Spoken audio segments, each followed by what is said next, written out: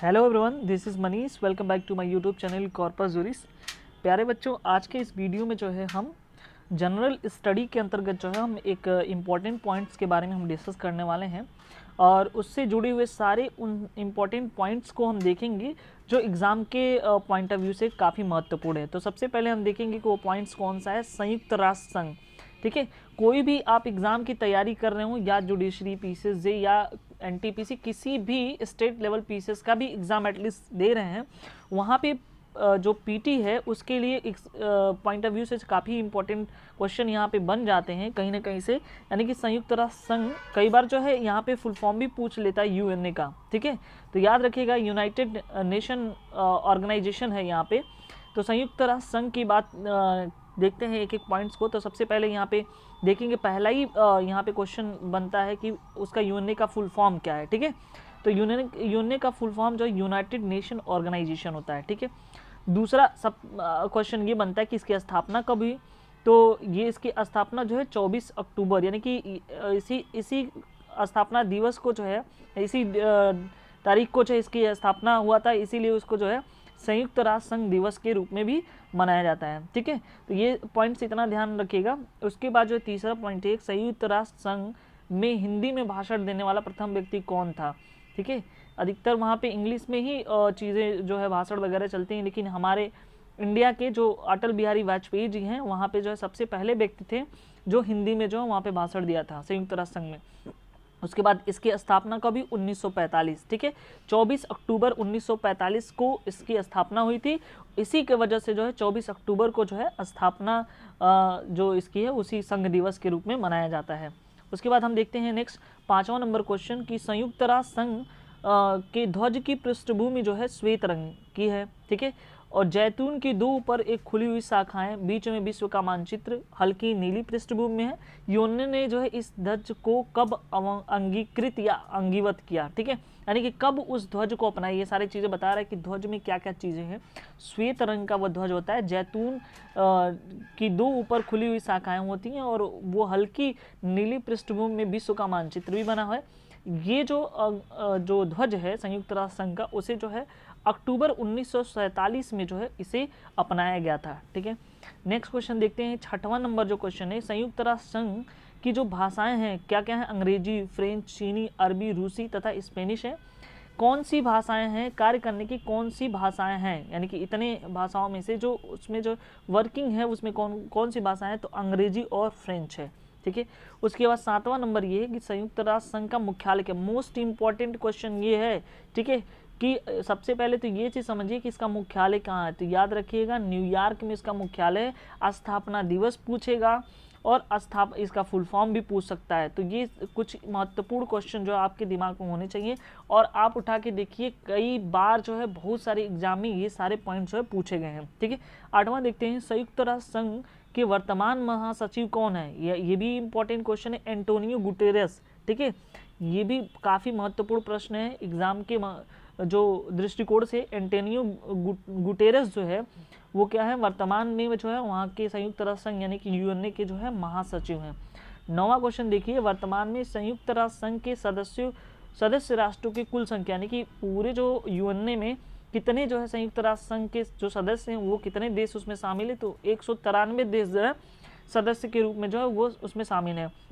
10वां ये है कि जो लैंगिक समानता है, महिला सशक्तिकरण के लिए संयुक्त राष्ट्र संघ के तहत एक नए निकाय का गठन किया गया, वो UN वीमन करके वहाँ पे उस निकाय का नाम है, ठीक है। 11वां देखते हैं कि यूएनए के सदस्य किस वर्ष से हैं, यानी कि जो यूएनए का स्थापना हुई उसी वर्ष से उसकी सदस्यीकरण हुआ 1945 से। कौन से देश में यूएनओ के सदस्य देश नहीं है, यानी कि कौन सा ऐसा देश है जो यूएनए का सदस्य देश नहीं है। वेटिकन सिटी और ताइवान, ठीक है, दो ऐसे जो देश हैं जो यूएनए में जो है सदस्यता नहीं लिया हुआ है। 13 नंबर क्वेश्चन जो है, संयुक्त राष्ट्र महासभा की प्रथम महिला अध्यक्ष कौन थी। तो याद रखिएगा, विजय लक्ष्मी पंडित जी वहाँ पे क्या थी कि उस संयुक्त राष्ट्र संघ की जो महासभा का जो प्रथम महिला अध्यक्ष की बात करते हैं तो विजय लक्ष्मी पंडित थी, ठीक है। अगर उसमें बात करें यूएनए में वीटो का अधिकार किसे प्राप्त है, यानी कि वीटो जो है, जैसे हम लोग के वहाँ जो कोई भी अधिनियम पारित से संबंधित चीज़ें हैं तो वहाँ पर राष्ट्रपति को एक वीटो पावर दिया गया, वीटो शक्ति। उसमें तमाम तरह की वीटो शक्ति है। यदि वीटो पावर आप नहीं जानते हो तो हमारे प्लेलिस्ट में जाकर के कॉन्स्टिट्यूशन वाले पोर्शन में जो वहाँ पे वीटो को समझ सकते हैं, ठीक है। तो यहाँ पे जो वीटो है संयुक्त राष्ट्र संघ में किसको प्राप्त है, तो सुरक्षा परिषद के अस्थायी सदस्यों को जो है वीटो शक्ति प्राप्त है। उसके बाद वीटो का क्या अर्थ होता है यहाँ पे बता दिया गया है, मैं मना करता हूँ यानी निषेधात्मक वोट, ठीक है। उसकी तरफ से जो है नेगेटिविटी रहती है, नकारात्मक चीज़ें, यानी कि ये कह सकता हूँ कि वो जो है उसके पक्ष में नहीं रहता है, ठीक है। तो वीटो कर लेता मतलब उस चीज़ को जो है उसके पक्ष में नहीं है तो उसे रोक लेगा या मना कर देगा।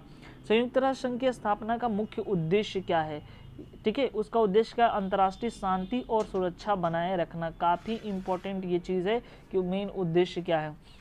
अस्थाई जो सदस्य हैं उसमें भी कौन कौन से देश हैं सदस्य में, अस्थाई और अस्थाई दो प्रकार के सदस्य होते हैं यूएनए में। तो अस्थाई सदस्य में जो संयुक्त राज्य अमेरिका, ठीक है, यूनाइटेड किंगडम, यूके, रूस, चाइना और फ्रांस, यानी कि यहाँ पे भारत जो है स्थायी सदस्य के रूप में जो है यहाँ पे नहीं है। अंतर्राष्ट्रीय न्यायालय कहाँ स्थित है, ये भी काफ़ी महत्वपूर्ण क्वेश्चन बन जाता है कि अंतर्राष्ट्रीय न्यायालय कहाँ स्थित है। हेग जो नीदरलैंड्स में है वहाँ पे है। उसके बाद जो 19 नंबर देखते हैं, संयुक्त राष्ट्र संघ की लाइब्रेरी किस नाम से जानी जाती है। तो संयुक्त राष्ट्र संघ की लाइब्रेरी को जो है हम हैमरशोल्ड लाइब्रेरी कहते हैं, हैमरशोल्ड लाइब्रेरी। संयुक्त राष्ट्र संघ घोषणा पत्र की मूल प्रति कहाँ सुरक्षित रखी गई है, अमेरिका के राष्ट्रीय पुरालेखागार में जो है उसको सुरक्षित रखा गया है। उसके बाद जो है देखिए कौन कौन से जो है उसके प्रमुख अंग हैं, तो याद रखिएगा महासभा, सुरक्षा परिषद, आर्थिक सामाजिक परिषद, सचिवालय, अंतर्राष्ट्रीय न्यायालय, न्यासी परिषद, ये जितनी भी चीज़ें हैं वो जो है यूएनए के अंग हैं।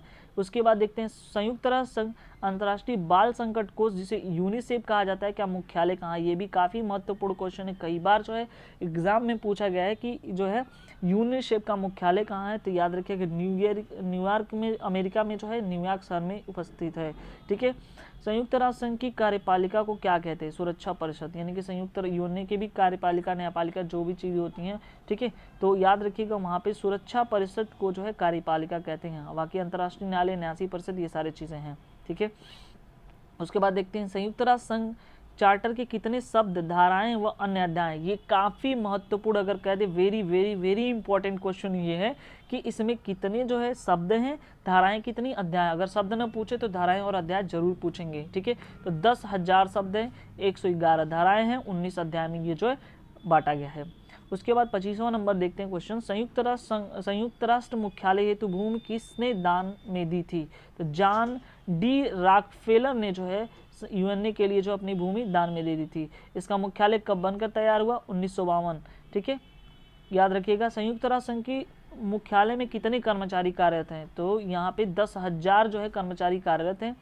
और उसके बाद देखते हैं नेक्स्ट, तो संयुक्त राष्ट्र संघ का मुख्य प्रशासनिक अधिकारी कौन होता है, जो वहाँ का महासचिव होता है वही जो है मुख्य प्रशासनिक अधिकारी होता है। कितने वर्षों का जो, यानी कि जो उसके महासचिव हैं उनका कार्यकाल कितने वर्षों का है, 5 वर्ष का है, याद रखिएगा। संयुक्त राष्ट्र संघ की प्रमुख व्यवस्थापिका का नाम क्या है, महासभा, ठीक है।